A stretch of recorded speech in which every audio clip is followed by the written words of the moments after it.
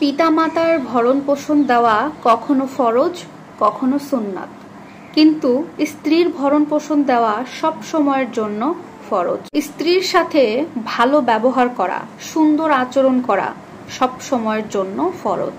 কিন্তু এই কথাটা অধিকাংশ পুরুষ কিন্তু মনেই করে না কিছু।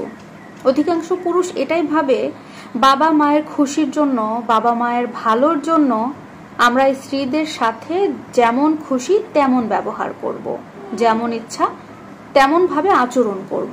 অনেক পুরুষ তো এটাও বলে আমার স্ত্রীকে নিয়েই এসেছি মায়ের দাসীগিরি করার জন্য।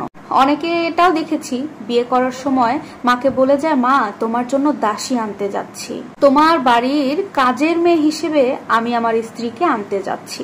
এমন অনেক ধরনের কথা শুনেছি বিয়ে করতে যাওয়ার সময়। এমন অনেক কিছুই কিন্তু বাবা মায়ের জন্য ছেলেরা করতে পারে, করে থাকে, কিন্তু সে নিজেও বুঝতে পারে না বা জানে না যে কত বড় ভুল সে করছে। এটা কিন্তু আমাদের ইসলামের শরীয়তের কোথাও নেই, এটা আমাদের শরীয়ত নয়।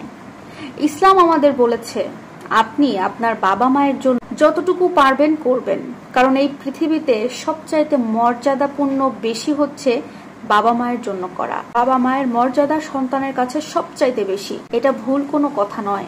কিন্তু আপনাদের এটা ভুলে গেলে চলবে না, আপনার স্ত্রীরও কিন্তু মর্যাদা রয়েছে।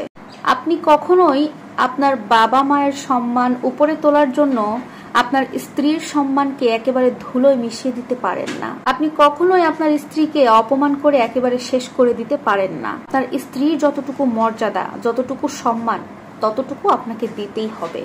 আপনি আপনার বাবা মায়ের জন্য সর্বোচ্চ করেন, সর্বোচ্চ মর্যাদা আপনি আপনার বাবা মায়ের প্রতি দেন, এতে আল্লাহ তাআলা আপনার প্রতি খুশি হবেন। ঠিক একইভাবে আপনি আপনার স্ত্রীকেও সর্বশ্রেষ্ঠ ব্যবহারটা দেন। আপনার স্ত্রীর মর্যাদা আপনি সঠিকভাবে ঠিক মতো পালন করেন।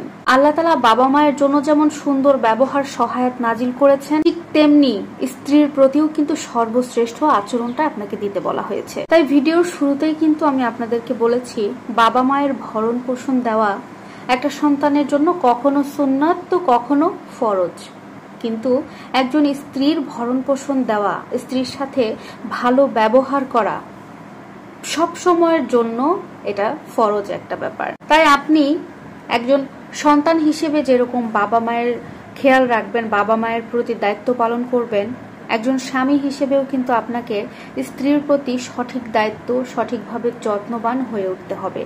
তবেই দুই জায়গায় আপনি সমপরিমাণে মর্যাদা আদায় করতে পারবেন এবং তাদেরকে সম্মান করতে পারবেন, ভালো ব্যবহার দিতে পারবেন। কখনোই একজনের জন্য আরেকজনকে ছোট করবেন না বা একজনের কাছে আরেকজনকে ছোট করবেন না।